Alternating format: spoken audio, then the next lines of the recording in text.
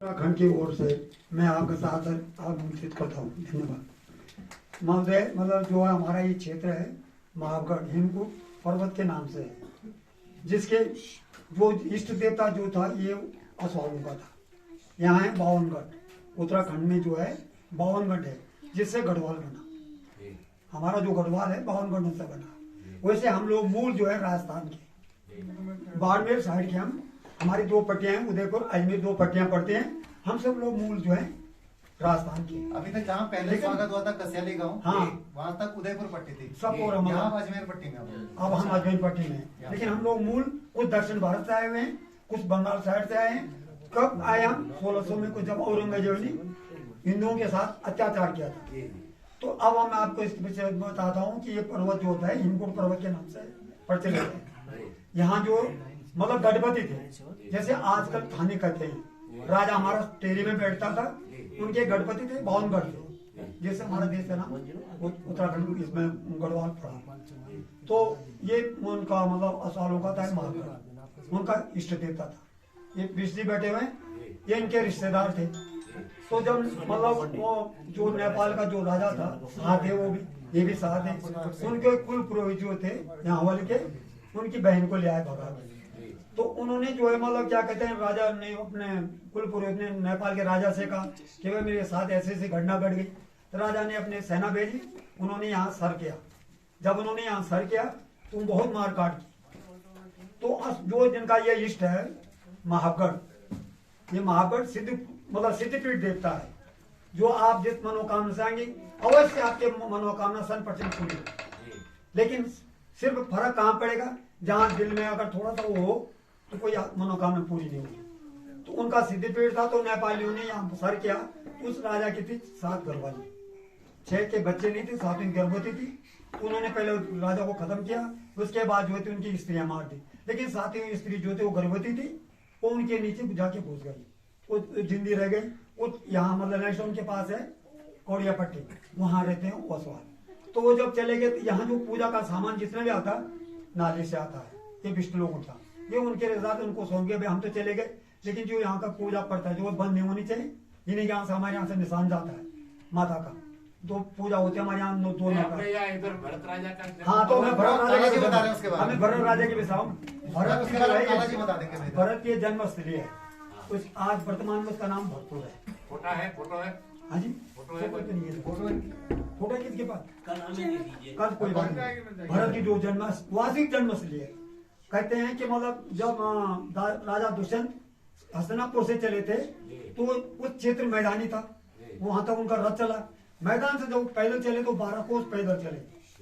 इस समय वो कर्ण, अब तो मतलब नीचे कहते हैं कि कर्ण आश्रम जो असली है वो इसी क्षेत्र में पड़ता है।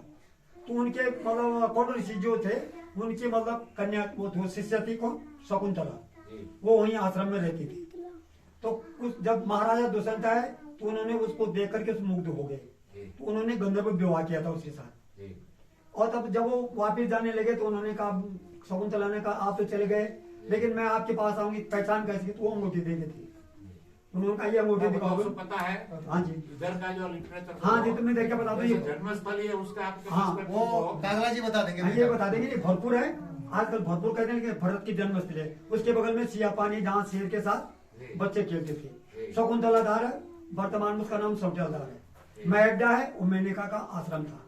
सामने मतलब चरक गाँव, चरक ऋषि का आश्रम था। कशाली आपने देखा होगा, वो कश्यप ऋषि का आश्रम था। इधर भृगुकाल भृगु ऋषि का आश्रम था। इधर वशिष्ठ आश्रम है भौमासी में। इधर मतलब आप इस साइड में चलो तो विश्वामित्र आश्रम में वर्तमान में। द्वार से कितना दूर है? हरिद्वार से तो कितना किलोमीटर? कोटद्वार से मेरे ख्याल ये यहाँ जो आप बैठे ना 56 किलोमीटर के करीब है। 48 तो पहुंचा तक 20 हो गया, 65 किलोमीटर। अच्छा पटन जी, ये बताइए। हाँ जी, ये जो जगह बता रहा है, हाँ जी, हाँ जी, हाँ जी, वो यहाँ से कितना? ये भरतपुर ही नजदीक है, जो भरतपुर ज्यादा 1 किलोमीटर है। 1 किलोमीटर। हाँ, जो सिया पानी है वो कम से कम 2 किलोमीटर होगा। जो मतलब कौन है जी, कोटद्वार से कितना दूर है? पैदल 12 कोस। 65 इधर से पैदल से कर्ण आश्रम से पैदल तो कुछ भी नहीं है। कोटद्वार कौन आश्रम से तो मतलब लगा लो 7 मतलब 6:48 है ना भोपाल तक। नहीं नहीं रोड से नहीं जो उसका मेन फाटक है। 13 किलोमीटर। दो तरीका है, एक तो जो हम आजकल तो गाड़ियों से आते हैं, तो गाड़ियों से तो काफी दूरी पर है, हम लोग जो है घूम के आते हैं ना। घूम के आते हैं। और जो ग्रंथों में जो लिखा हुआ है कि वो मैदानी 12 क्षेत्र कोस है, है। 12 कोस तक 12 वहाँ कोस तक तो मतलब उनका 18 रहता है किलोमीटर। ना, रथ पहाड़ों में नहीं चल 18 पाता था। किलोमीटर। तो फिर वो 12 कोस मतलब पैदल है। एक कोस जो होता है 1.5 किलोमीटर का होता है, 18 किलोमीटर पैदल रास्ता। तो कोटद्वार से 18 किलोमीटर की दूरी पर जहाँ पर कणोर पैदल रास्ता है। हाँ, अगर आप समय पे आते हमें आपको पूरा बस यही सही से होता है तो होता है रात हाँ जी, पूरा क्षेत्र भ्रमण करवा देंगे। इसके बारे यहीं से ऊपर से ही हो जाता है। ऊपर से कहीं जाने की जरूरत नहीं है आपको। ऊपर से वहाँ पर से पूरा दिखा देता है। ये क्षेत्र जो है मतलब सबसे ऊंचा गढ़ है, ठीक है। ठीक है जी। तो मतलब असली जो मतलब कौन सी- गढ़ का कोई इधर का जो हिस्ट्री आपने बताया अभी, हाँ जी, उसका कोई पुस्तक है? होगी किसी ने किसी तो अभी वो पुस्तक कोई हो पुरानी तो वो देखिए। ठीक है जी। इसके बारे में तो पहले तो राजा, वो तो गढ़ वाली बात तो आपकी हिस्ट्री की बात होगी, 16वीं शताब्दी की। वो तो ख्याल आ गया। ये तो बात की बात है। नहीं, तो घर- ख्याल आ घर गया, की- हिस्ट्री घर उन्होंने की बात बात नहीं किया। है। पुरानी वाली बात के बारे में घर की बात नहीं कर रहे हैं हम लोग। हम जो कह रहे हैं वो कह रहे हैं कि भगवान राजा भरत भरत के जन्म स्थल हमारे जो एक्सपर्ट है यहाँ पर उनको बुलाएगा। हाँ वो जी। काला जी वैसे आपने अभिज्ञान शकुंतला नाटक पढ़ा होगा। नहीं वो ऐसा है, बराबर हो जाती है। वो सब पता है। आइए साहब काला जी से काला जी कर लेंगे, क्योंकि अब mix हो जाता है फिर। आगे की